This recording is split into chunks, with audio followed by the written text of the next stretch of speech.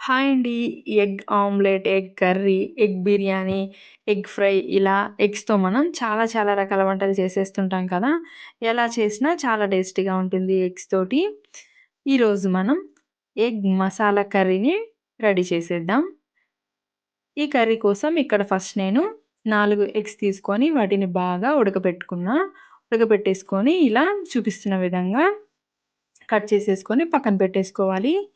Next ఇక్కడ ఒక mixie jar గానీ, బ్లెండర్ గానీ తీసుకోండి.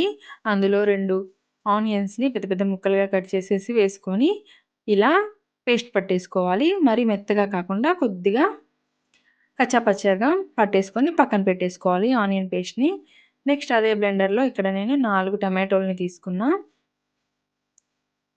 4 టమాటోలు, కొద్దిగా కొత్తిమీర, 2 పచ్చిమిర్చి,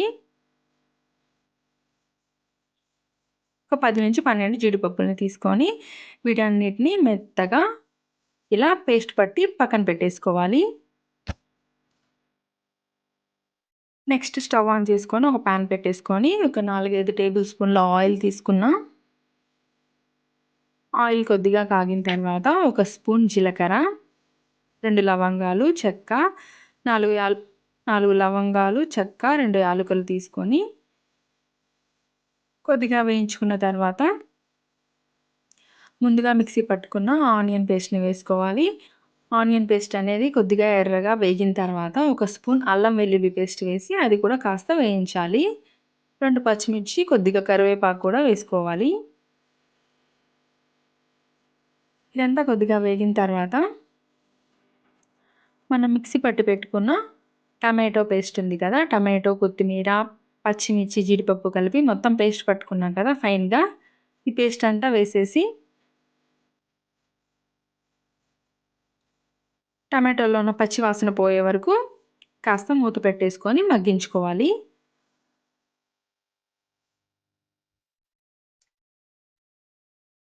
ఇలా మగ్గిపోయిన తర్వాత టమాటోలన్నీ నూనె మొత్తం ఇలా పైకి తేలుతుంది. నెక్స్ట్ ఇందులో మనం ఒక స్పూన్ కారం, ఒక స్పూన్ ధనియాల పొడి, హాఫ్ స్పూన్ గరం మసాలా, ఒక హాఫ్ స్పూన్ ఉప్పు, సాల్ట్ మనకి రుచికి తగినట్టు వేసుకోవచ్చు.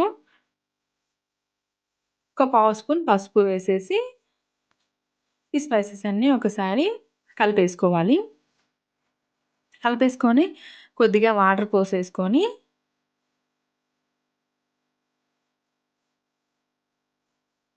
మళ్ళీ ఒకసారి కలిపేసుకోవాలి.